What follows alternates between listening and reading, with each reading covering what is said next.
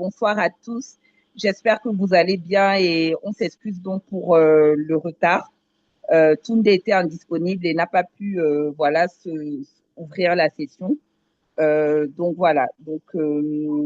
Maintenant on va démarrer et merci à tous pour votre patience.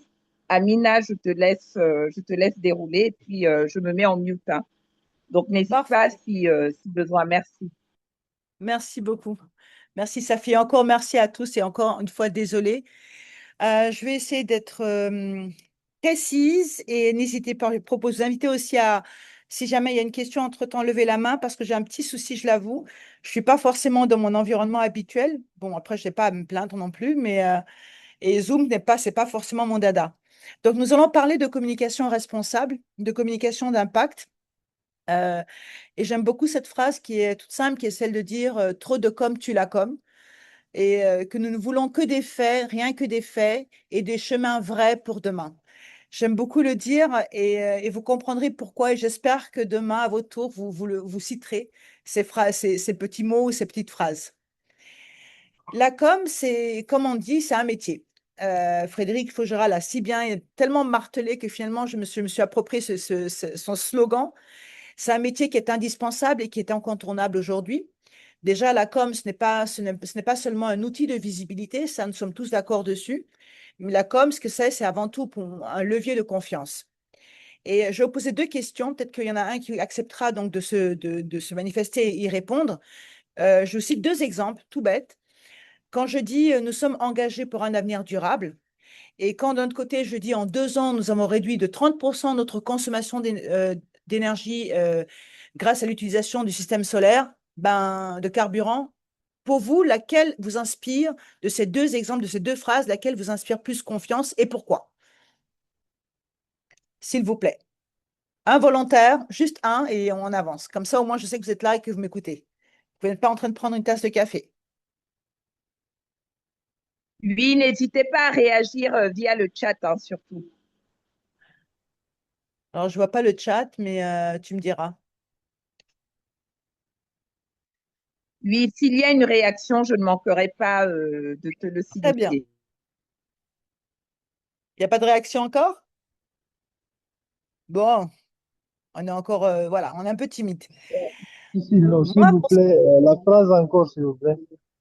alors, la première phrase, c'est lorsque je dis nous sommes engagés pour un avenir durable, ça c'est une phrase. La deuxième phrase, c'est en 2 ans, nous avons réduit de 30% notre consommation de carburant grâce à l'utilisation du système solaire. Pour vous, laquelle de ces deux phrases vous inspire plus confiance et pourquoi? Pour ma part, si je peux dire, la deuxième m'inspire parce qu'il y a, n'est-ce pas, la date, l'année, et voilà, ça prouve quand même qu'il y a un peu du sérieux dans cette phrase, quoi. Ok, je retiens le mot sérieux. Il y a un peu plus de sérieux dans cette phrase. Alors, vous avez tout dit. Nous sommes dans une économie aujourd'hui de confiance. Les attentes sont fortes et vous l'avez si bien souligné, les parties prenantes que nous sommes tous, nous vérifions, nous demandons des preuves. Et justement, par rapport à tout ça, il y a ce besoin et cette nécessité d'adopter une communication responsable. Alors d'abord, une communication responsable étant ce que nous allons dire et surtout comment nous allons le dire, comment nous allons communiquer. Elle doit être honnête, elle doit être transparente, inclusive, utile et cohérente avec les actions de l'organisation.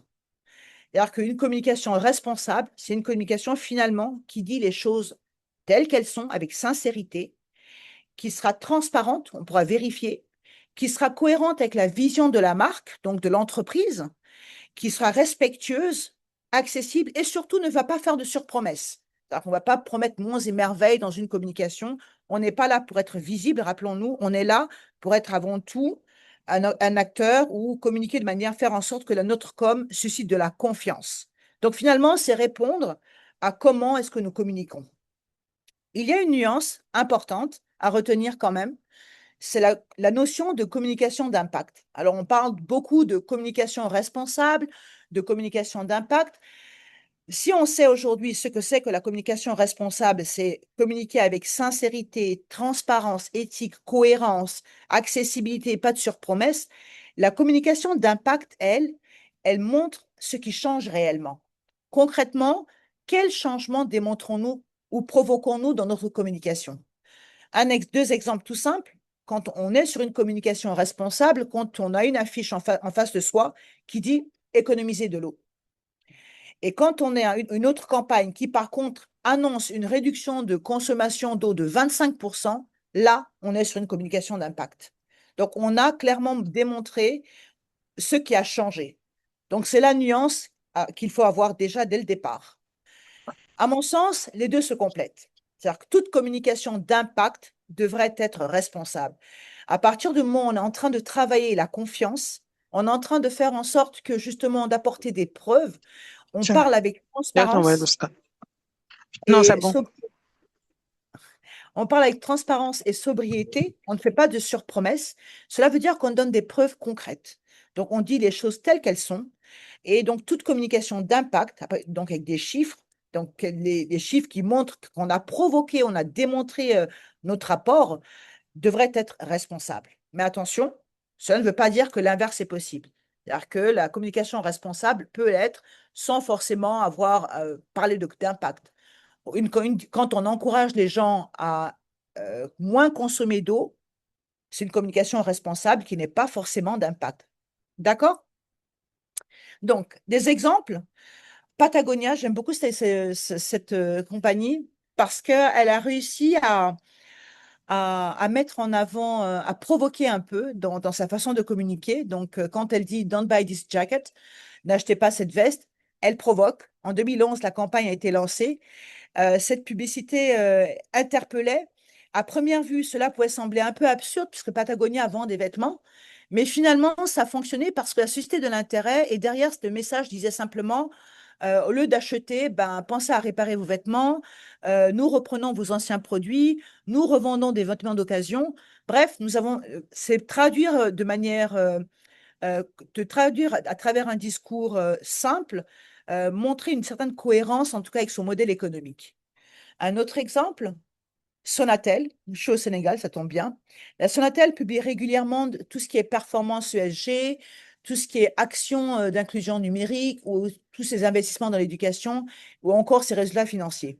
C'est assez intéressant parce que là, les engagements qu'elle prône, donc elle les raconte de manière transparente. Voilà, elle dit clairement ce qu'elle fait, de manière cohérente, puisque d'année en année, on voit l'évolution donc des indicateurs et ça renforce sa crédibilité. Warning quand même, parce que finalement, on peut se poser la question, ben oui, mais ces chiffres-là, c'est bien, mais finalement, où est l'humain dans tout ça? D'accord? Les fondations, lorsqu'elles prennent la parole de la même manière, les fondations, dont Fondation Orange de manière générale, adoptent une communication dans laquelle elles vont mettre en avant tous leurs programmes. Les programmes, on les connaît, les programmes des maisons digitales, les programmes liés à l'éducation, la santé. Elles mettent vraiment l'accent sur l'humain, donc elles racontent elles racontent leurs programmes à travers les bénéficiaires qui sont vraiment présentés comme des acteurs de réussite plutôt que de simples personnes qui ont été aidées.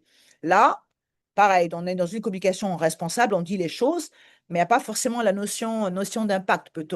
On peut y penser puisqu'on n'a pas finalement les chiffres sur du long terme ou de l'activité qui a été mise en œuvre. IKEA, enfin, IKEA est que vous connaissez certainement, qui n'a pas, ouais, connaît pas IKEA, et j'aimerais bien d'ailleurs qu'on ait IKEA un peu plus dans nos pays. IKEA lance des campagnes qu'elle accompagne systématiquement d'actions. C'est-à-dire que IKEA, lorsque IKEA va communiquer, elle va communiquer sur la reprise des meubles, sur la réparation des meubles, sur leur revente, sur l'économie circulaire. Donc, leur discours est soutenu par des services réels. Déjà, elle va adopter un discours responsable, donc clairement ce qu'elle fait. Et derrière, son discours sera soutenu par des services. N'oublions pas quel changement nous provoquons, qu'est-ce que nous démontrons.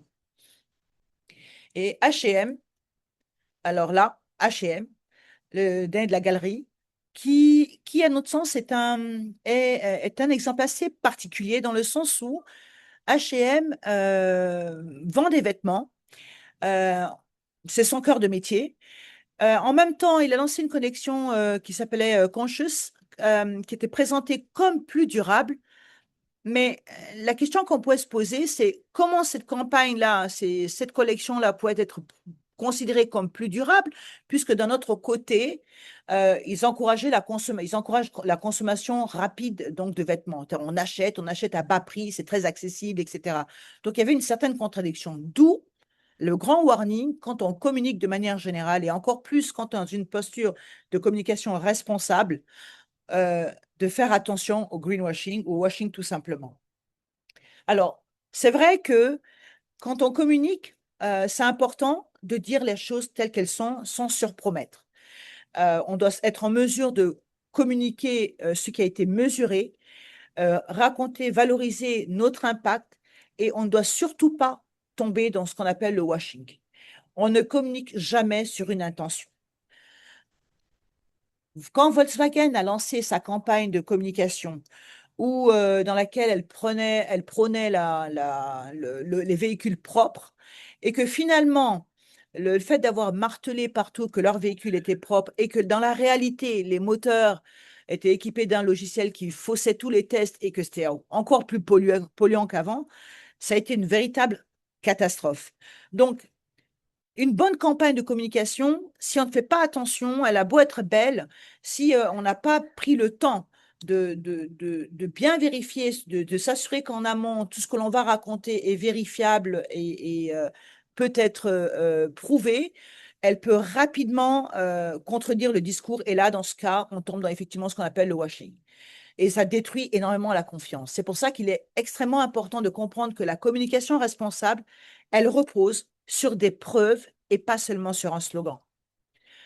On a dans la catégorie washing, on en a des tonnes et des belles et des pas belles, hein, des belles et des pas mûres, comme on aime le dire. Il y a tout ce qui est entreprise qui parle des femmes uniquement le 8 mars. Alors, on sait très bien que le 8 mars, c'est le grand rendez-vous. Alors, partout, c'est le rendez-vous calendaire sur le marronnier qu'on ne peut pas rater. Une opportunité business, mais aussi peut-être une opportunité pour parler de notre responsabilité, donc de faire de la com responsable et certainement derrière de la communication d'impact. Sauf qu'une entreprise qui ne parle des femmes que le 8 mars et que le reste de l'année n'a pas fait évoluer au niveau des postes de direction, il n'y a pas une certaine équité au niveau des postes de responsabilité, les femmes, une certaine représentativité, ben, là, on est quand même dans du washing. Il y a un souci. Alors, dans la même dimension, tout ce qui est diversité washing, donc des campagnes qui prônent l'inclusivité et, et d'un autre côté, qui ne le traduisent pas dans les faits. Ou alors des campagnes on a le storytelling qui est vide. Des campagnes, quand on en ressort, on a des larmes aux yeux. C'est très émouvant, de très belles campagnes qui montrent, qui veulent traduire la responsabilité de la marque, alors que derrière, finalement, c'est juste une campagne pour une campagne. Donc, pas de résultat, rien. Et l'autocongratulation, évidemment, ça c'est le meilleur de la catégorie. Nous sommes les meilleurs. Ah non, ça, ce n'est absolument pas à faire, à bannir, parce que personne n'aime cela. Laissez les gens dire dans ce cas de figure. Donc, finalement, mesurer et valoriser son impact sans tomber dans le washing, c'est vraiment communiquer de manière responsable sur les résultats. De manière responsable, je rappelle, il y a les 7 principes, on ne peut pas les oublier, on ne doit pas les ignorer, qui veulent que tout ce que l'on va raconter peut être vérifié, est transparent, pas de surpromesses et parle à tout le monde et est cohérent avec la vision et la posture de la marque. Je vois que dans le chat, il y a déjà... Ah, je commence à les voir. Super, excusez-moi. On continue. J'aime bien le fait, j'aime beaucoup Patagonia, vous l'avez compris. Lorsque Patagonia a lancé sa campagne de communication, Don't Buy This Jacket, finalement, c'était certes très provocateur. C'est une façon d'inviter à recycler, à réutiliser, à réparer. Et ensuite, qu'est-ce qu'ils ont fait après leur campagne de communication qui était responsable, finalement? Qu'est-ce qu'ils ont fait? Ils ont communiqué sur les résultats. Les résultats, c'était la progression des ventes, pas dans le sens chiffre d'affaires, mais, mais comme un objectif, comme une conséquence de confiance qui était renforcée. C'est-à-dire qu'ils l'ont pris sous cet angle-là. C'est vrai que le chiffre d'affaires a grimpé, mais c'était plutôt dans le sens où le chiffre d'affaires a grimpé parce qu'on a réussi à faire évoluer les attitudes, les comportements de nos clients. Dans la même catégorie, IKEA, lorsqu'IKEA a lancé son service buyback, ce qu'ils ont fait, c'est qu'ensuite, ils ont partagé les indicateurs. Donc, régulièrement, là, ce sont les résultats de 2024. Le rapport 2024 a indiqué clairement le nombre de clients qui avaient rapporté justement leurs meubles pour une seconde vie, ou encore la hausse sur la réparation des meubles et le nombre finalement de produits qui avaient été vendus, donc de seconde main, issus de seconde main ou des stands d'exposition, etc. Donc, au-delà de la première campagne, ils sont allés beaucoup plus loin, ils ont montré l'impact justement, donc à la fois là comme responsable et la communication d'impact. EcoBank. EcoBank, je ne peux pas ne pas le partager. EcoBank communique de plus en plus sur des résultats qui sont mesurables et non plus uniquement sur ses initiatives. Je pense que tout le monde connaît Elevate by EcoBank. Et au lieu de nous soutenons l'entrepreneuriat féminin, qui était voilà une façon de dire leur responsabilité, ils publient maintenant, ils vont plus loin, maintenant ils publient leurs résultats avec le nombre de femmes qui sont inscrites, le volume de transactions financières ou de prêts qui sont accordés sur un nombre de femmes donc, durant l'exercice annuel. Ça, il y a une véritable évolution. Donc, cela veut dire que de plus en plus, on se rend compte, comme je l'ai dit dès le départ, qu'aujourd'hui, on ne peut pas se passer d'adopter une communication responsable et ensuite d'impact parce que justement, les parties prenantes attendent des preuves, les entreprises ont besoin de voir ces parties prenantes avoir confiance en elles. Et pour avoir confiance, il faut dire les choses telles qu'elles sont et montrer notre contribution. On retient donc de tout ça que la communication responsable, ce n'est jamais, jamais de l'intention. Il faut dire les choses que l'on fait de manière responsable et des choses qui sont vérifiables, en toute sincérité, qui sont transparentes, que les informations soient accessibles. Ce sont des actions, donc planter des arbres, ce sont des résultats, donc finalement combien ont survécu, et finalement la communication d'impact, c'est la contribution de tout ce que l'on a eu à faire. Donc c'est pour ça que j'insiste encore, pour moi, aujourd'hui on ne peut pas faire juste de la com responsable, la suite c'est la com d'impact. C'est-à-dire les deux, pour moi, sont difficilement dissociables, parce que la com n'est pas un slogan. Alors, l'enjeu, c'est de vraiment pouvoir transformer ces engagements en avantages stratégiques. C'est aussi simple que ça. Pourquoi je dis ça? Parce que la RSE, nous sommes tous aujourd'hui passionnés de RSE, nous sommes des engagés, comme j'aime le dire.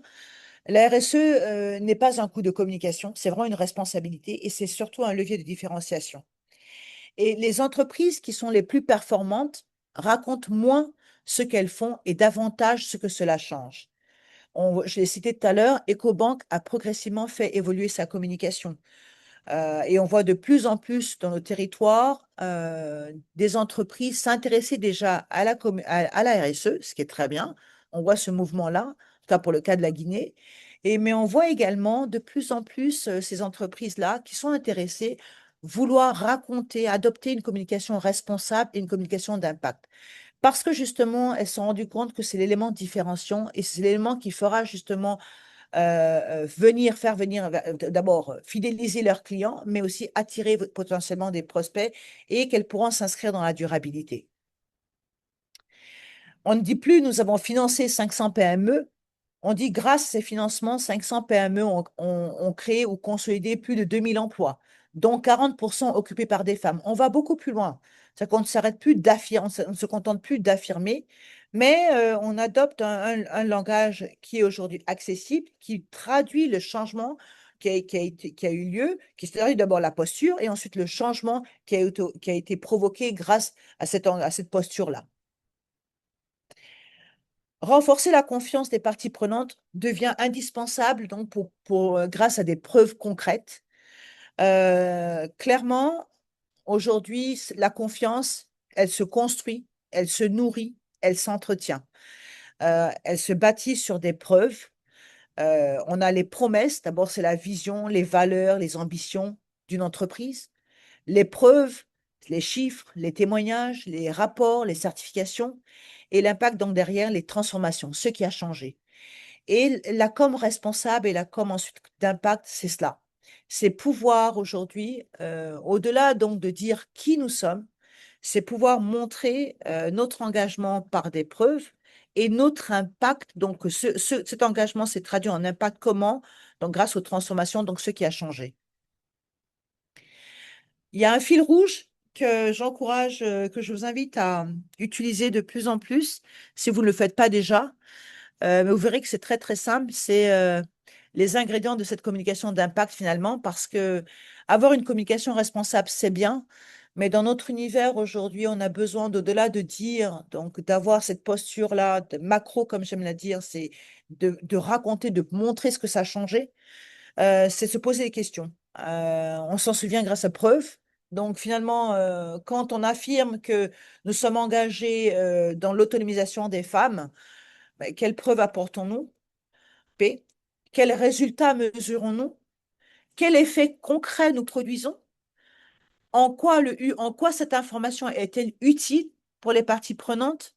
Qui valide ou témoigne cet impact? Et notre message est-il cohérent finalement avec nos engagements et nos pratiques? En retenant ça, on parvient clairement à déjà avancer, à faire bouger les lignes et adopter justement cette communication responsable-là et qui vient être nourrie ensuite de la notion d'impact. Alors, on a Alors, une réaction, Amina, via le chat, une je, réaction d'Eric.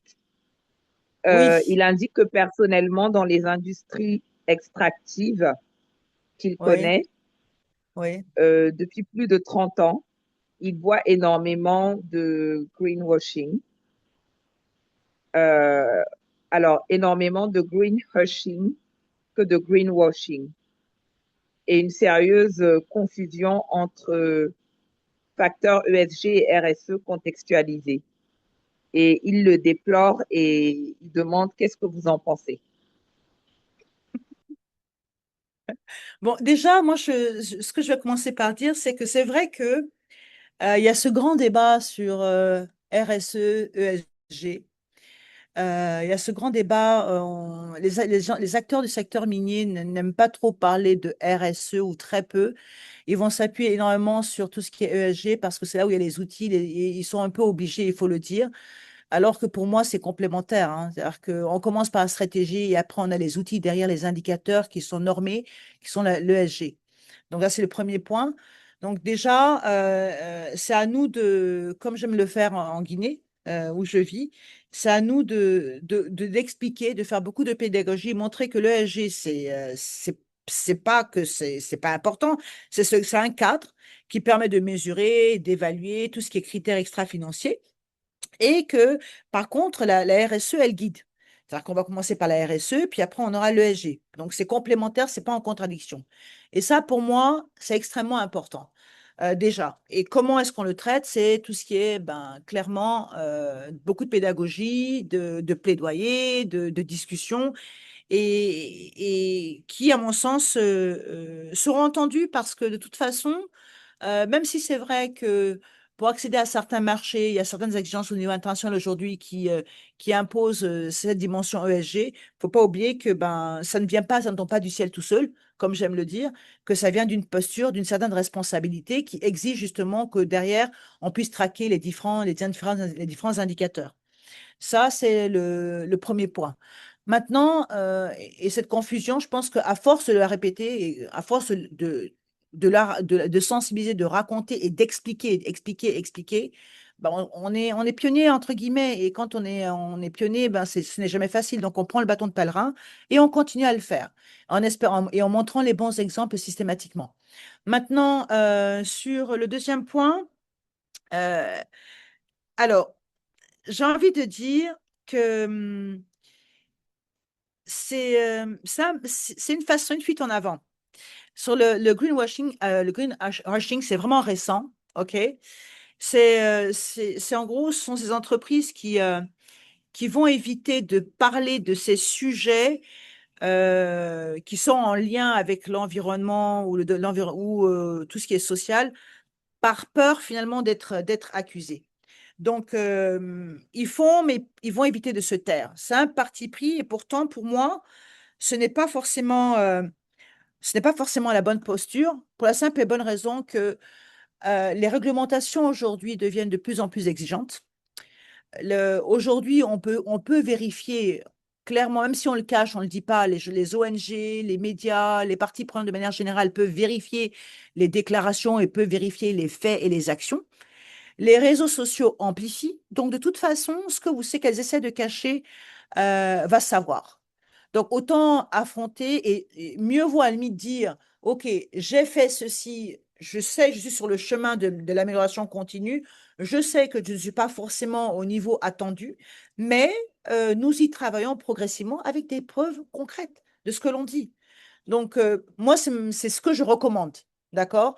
Euh, Parce que de toute façon, ça va se savoir. Donc, autant dire ce que l'on fait, et si on est conscient que ce n'est pas assez, mettre en place des dispositifs qui vont permettre justement de s'améliorer et ne pas hésiter à dire les choses en toute transparence, en montrant les résultats des premières actions menées de celles à venir dans le cadre de l'amélioration des indicateurs-là. Est-ce que j'ai répondu à Eric?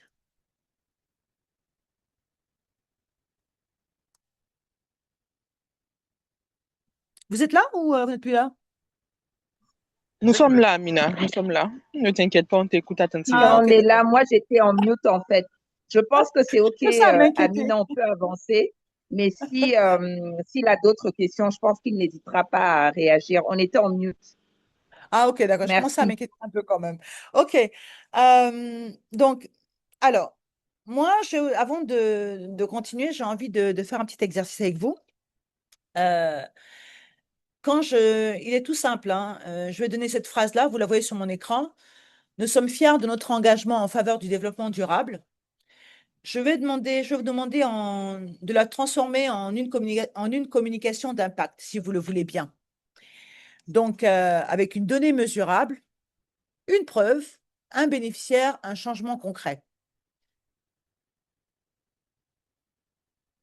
Est-ce que c'est possible? Vous pouvez utiliser le chat ou lever la main, intervenir.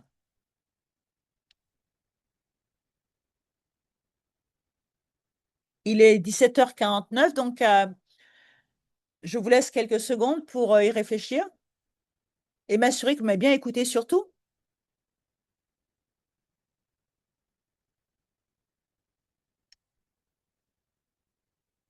Alors, Eric te remercie pour les réponses, Amina. Merci.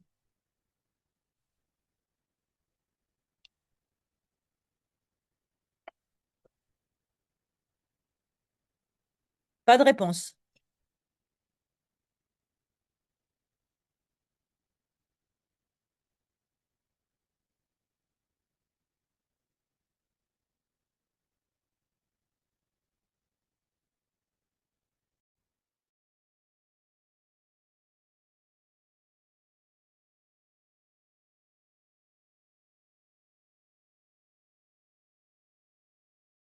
Personne ne veut se lancer.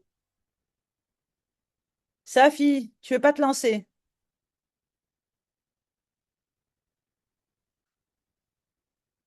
Non, je laisse nos invités se lancer.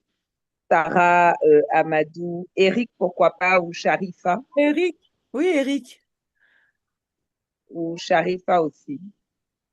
Je laisse vraiment les invités se lancer. Ben, je peux me lancer. Bonjour à tout le monde. Euh, Bonjour. OK, Mani. oui. Donc, nous sommes fiers de notre engagement en faveur du développement durable. Euh, une donnée mesurable. Donc, nous sommes fiers de nous engager auprès de 100 élèves au sein d'une université ou une école. Euh, la preuve, euh, ben, donc nous sommes fiers de nous engager, de notre engagement auprès de 100 élèves d'une école. Euh, qu'on C'est bon. bénéficie,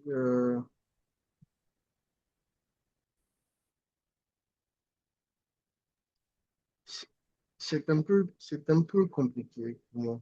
Mais J'essaie. non, en fait, c'est presque ça. Nous sommes fiers de nous engager auprès de 100 élèves de l'école publique Ouais, voisine afin qu'ils puissent terminer leur scolarité et avoir le bac, par exemple. ouais, Voilà, ouais, je ne sais ouais, pas. ouais, ouais, ouais. Et, Donc, euh, voilà. et donc, Ou afin de nous assurer qu'ils puissent passer le bac dans de meilleures conditions. c'est ça. Ouais, merci. Voilà.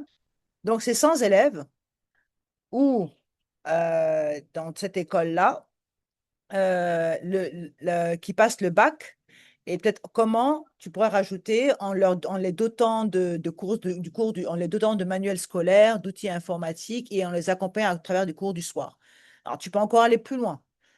Donc, tu as tout dit? Je vois qu'il y a une main qui est levée. Nous avons formé Ah, Sarah, super. Nous avons formé 54 femmes ménagères à l'agriculture et les avons insérées dans notre réseau de distribution de produits vivriers. Aujourd'hui, elles livrent les produits vivriers dans 5 cantines. Excellent, excellent. En fait, finalement, voilà, 93% de nos employés souhaitent que leurs enfants puissent les rejoindre dans notre entreprise. D'accord, ça c'est le souhait. Et la suite, Eric, ce serait,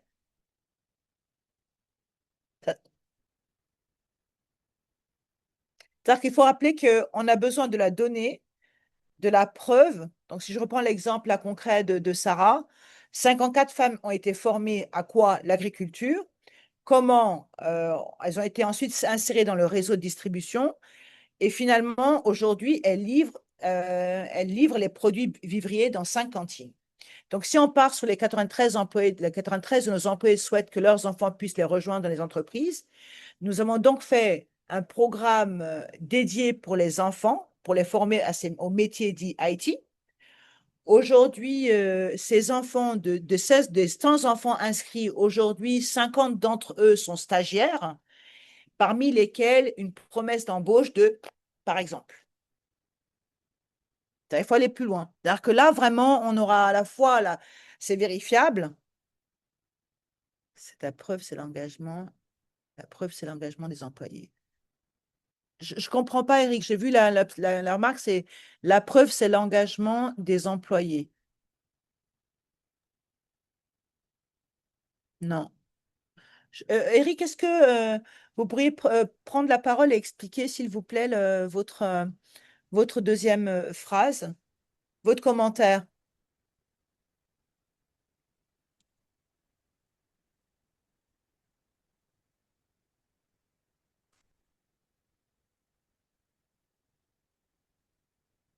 Bon. Non, apparemment, Eric ne peut pas parler, mais en fait, vous avez compris l'exercice. L'idée, c'est que quand on est dans une com responsable, on dit les choses, les faits, on fait pas de surpromesses, mais à partir du moment où on a traduit une posture qui est alignée en toute sincérité, euh, on a dit les choses telles qu'elles sont sans surpromettre, et que derrière, on a des résultats concrets qui sont là. Et c'est au-delà de ces résultats, l'impact de ces actions-là, ben, on aura fait le tout. On aura réussi à raconter nos actions, à traduire notre engagement de manière responsable et avec un impact assuré. Et ce faisant, finalement, on construit la confiance. Parce qu'on ne fait pas que dire, mais on montre réellement ce qu'on dit, donc par les preuves, et on va plus loin. Au-delà de montrer, on apporte la preuve tangible de l'impact de l'action qu'on a menée. Donc, c'est d'où la communication responsable et la communication d'impact. Donc, finalement, la communication responsable, c'est une communication qui est fondée sur l'éthique, la transparence et la preuve. On ne le répétera jamais assez, jamais de surpromesses. Il faut dire ce qui est et ne pas avoir peur de dire ce qui est, mais il faut surtout le dire en toute sincérité, de manière respectueuse et avoir la preuve, et avoir surtout derrière la preuve de ce qui est. On ne dit pas, voilà, un exemple tout bête, voilà, pour le 8 mars, je fais nous sommes mobilisés pour les droits des femmes, et derrière, au niveau du CODIR, il y a une seule femme. Donc, cette communication responsable-là, elle protège la confiance et elle évite de décevoir. Rappelons-nous que la confiance doit être nourrie, doit être entretenue. La communication d'impact, de l'autre côté, elle va beaucoup plus loin.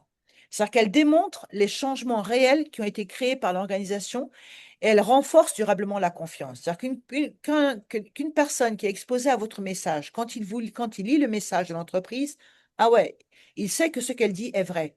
Mais lorsqu'il lit les messages par rapport à l'engagement de l'entreprise sur certains sujets, et ces messages étant des preuves, les résultats de son engagement-là, comme l'a dit tout à l'heure Sarah, nous avons accompagné des femmes, nous avons formé et outillé. Aujourd'hui, ces femmes-là fournissent je sais pas, 5 magasins, je ne sais plus. Là, on a apporté la preuve, on allait encore plus loin. Donc, la communication d'impact, elle développe la confiance. La confiance étant installée, elle permet de développer cette confiance-là et elle donne des raisons de croire, d'adhérer et agir. Ça, c'est extrêmement important. Et c'est malheureusement, ça a été très souvent ce qui a été oublié.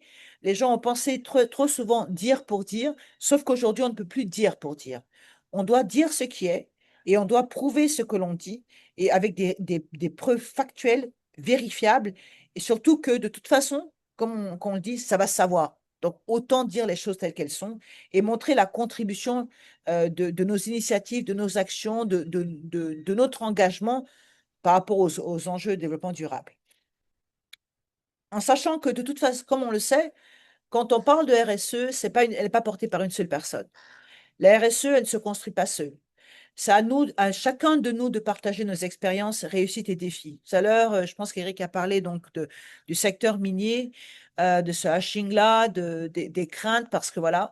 Mais c'est cette RSE, là, finalement, cette responsabilité sociétale des entreprises, c'est à nous de guider les entreprises vers ce nouvel univers, entre guillemets, qui n'est pas si nouveau que ça, mais qui devient aujourd'hui obligatoire, qui devient mesurable, parce qu'il y a des outils, tout ce qui est ESG, et surtout que c'est ce que nous faisons aujourd'hui, ce que font les entreprises et ce que nous, chacun de nous faisons à travers donc nos différentes initiatives que nous portons, peut être raconté. Et en racontant, en adoptant une communication responsable et d'impact, nous pouvons inspirer et faire grandir cette responsabilité-là.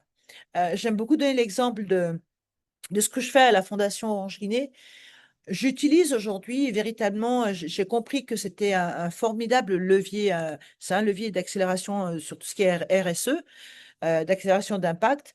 Donc aujourd'hui, quand je donne des exemples j'essaie de rassurer les entreprises sur la nécessité de s'engager, je vais donner des exemples tout simplement en lien, qui sont directement liés à ce que je fais au niveau de la Fondation Orange Guinée, ou alors qui sont portés par des entités diverses à travers des projets en lien avec l'environnement ou autres. Donc, clairement, je vais l'utiliser, le raconter, rassurer et adopter vraiment cette communication responsable qui est celle de dire, par exemple, si vous êtes engagé pour l'autonomisation des femmes et que dans le cas d'EcoBank, par exemple, ils ont leur offre, leur programme éleveur, au-delà d'octroyer des prêts, c'est aussi des femmes que vous accompagnez. Donc, vous êtes engagé auprès de ces femmes, des femmes de manière générale. Mais finalement, en termes d'impact, quel est le résultat de tout ça? Il faut le montrer. C'est pas juste dire, mais derrière, il faut aller encore plus loin. Donc, tout ça pour dire que c'est ensemble que nous pouvons, à travers une communication responsable et d'impact, inspirer, faire grandir une responsabilité sociétale des entreprises fondée sur des preuves, sur l'impact et la confiance. Je vous remercie. Maintenant, je sais qu'il y a des questions parce que j'ai vu qu'il y a des mains qui sont levées. Désolée, Amina, j'ai été déconnectée. Donc, certaines pu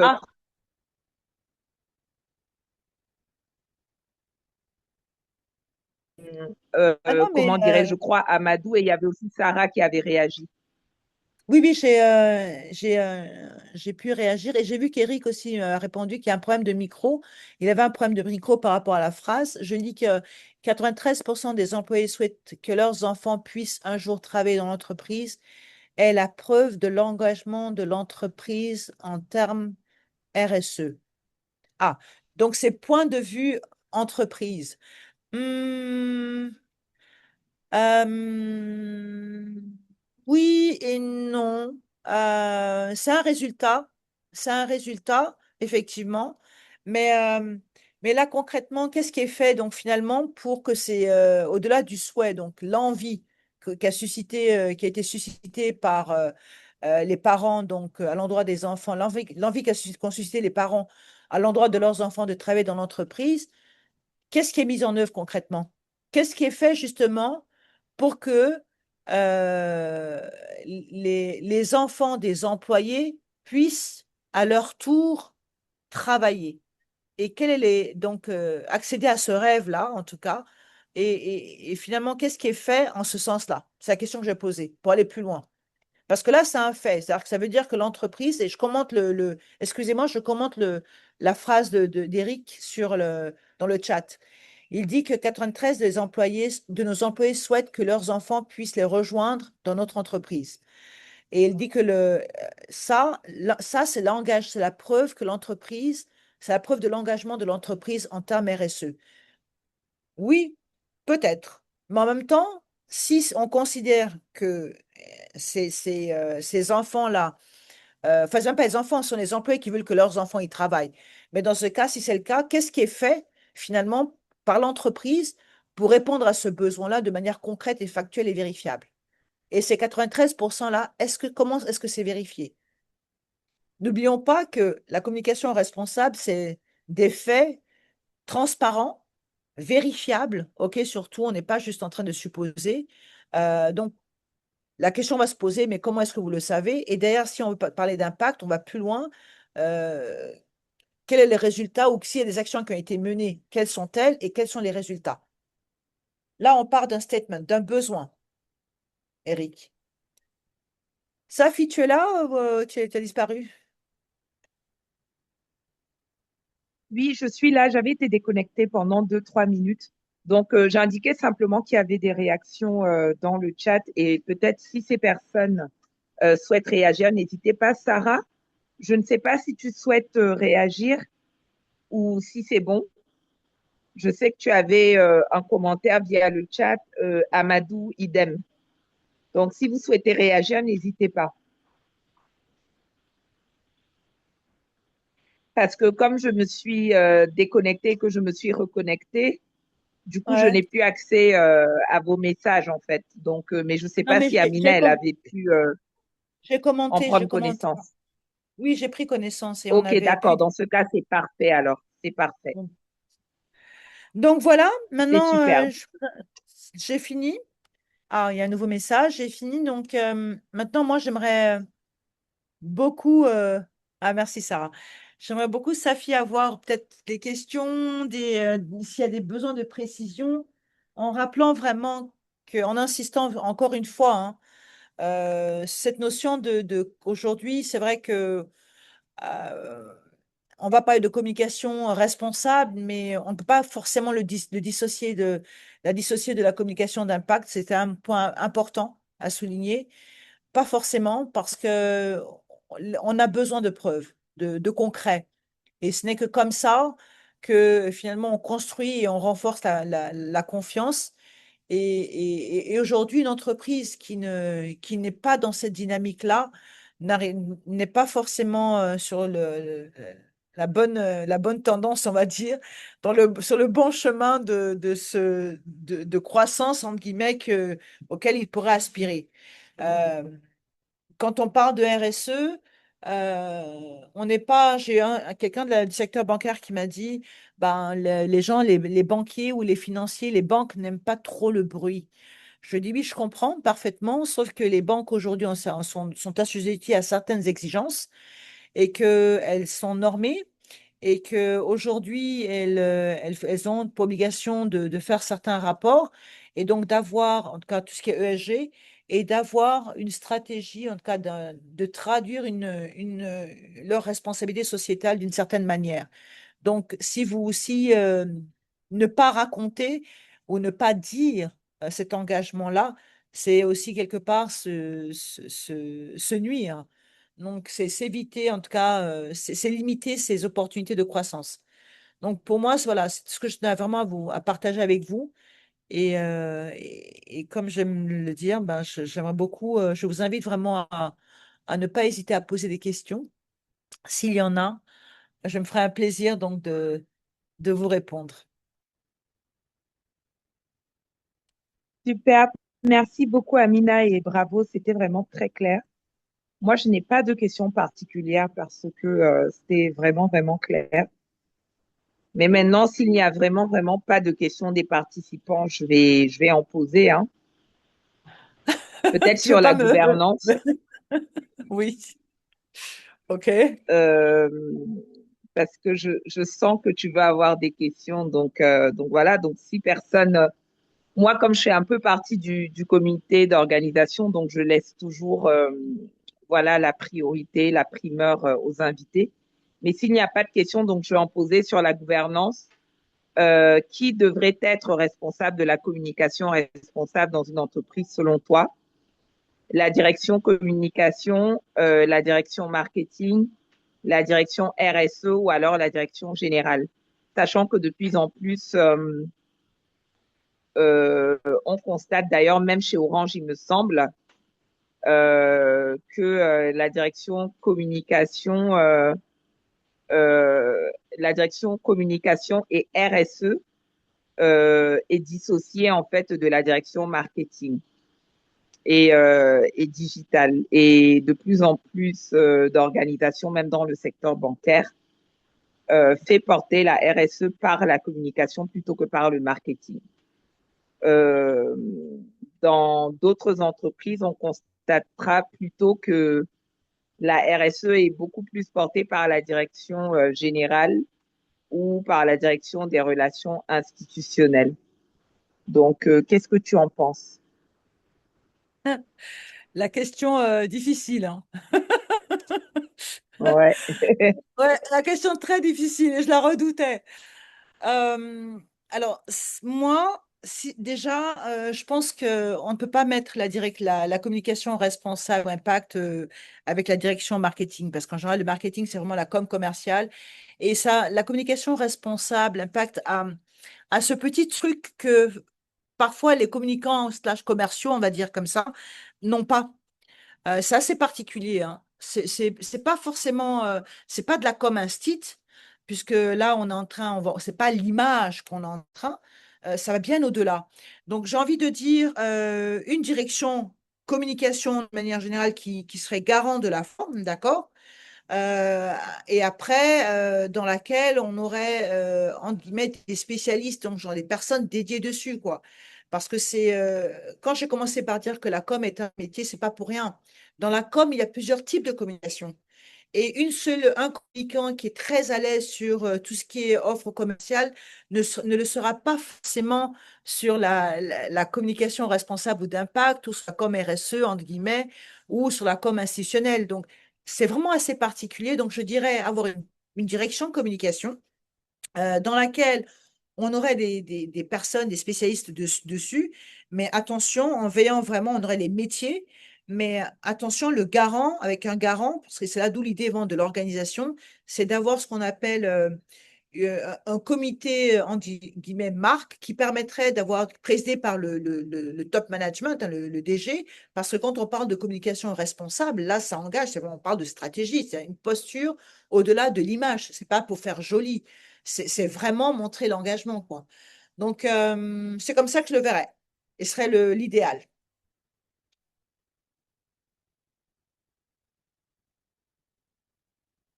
Est-ce que ça te va? Superbe, superbe.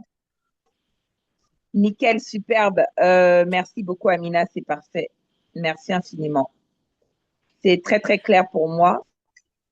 Merci beaucoup. Merci. Est-ce qu'il y a d'autres questions? Sinon, je vais encore en poser vu que Amina veut des questions.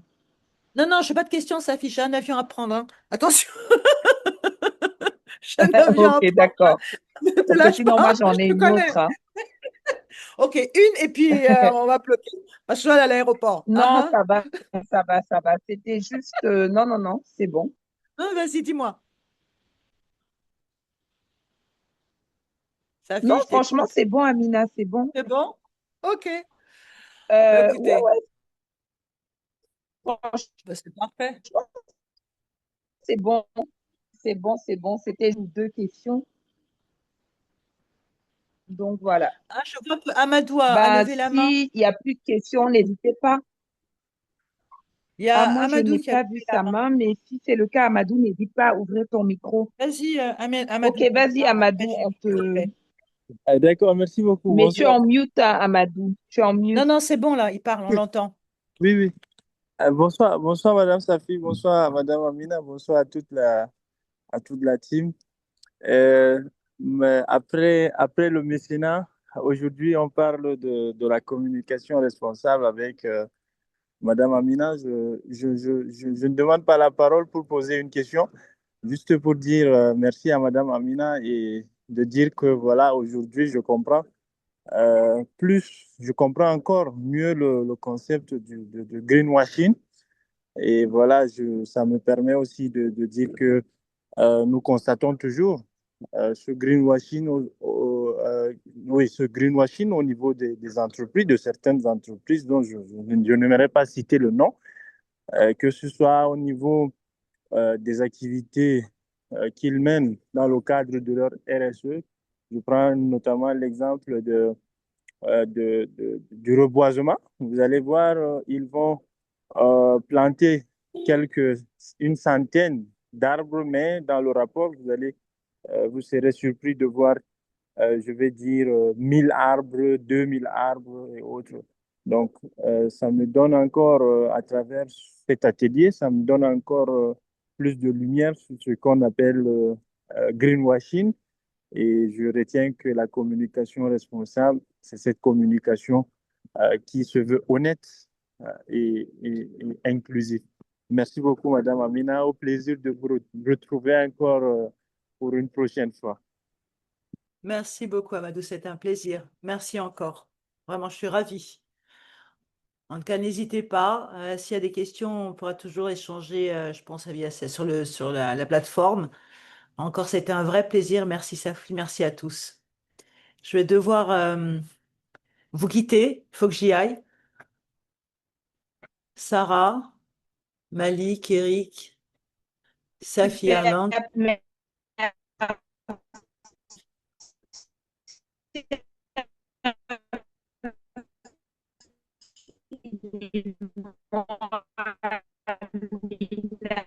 Merci pour cette belle présentation. Merci pour ta disponibilité et pour ton engagement. Et merci à Merci. toutes et à tous pour votre présence. Toutes nos experts, Eric, Sarah, Malik Hervé, Gifa, Ahmed, merci à email. Vous recevrez le quiz, contactez si vous avez des questions ou à contacter aussi directement Amina qui reste disponible via LinkedIn aussi. Merci beaucoup Amina et on te souhaite un très bon voyage. Merci. Merci beaucoup. Bye bye. Merci. Bye bye. Merci. Merci, bonne soirée à vous.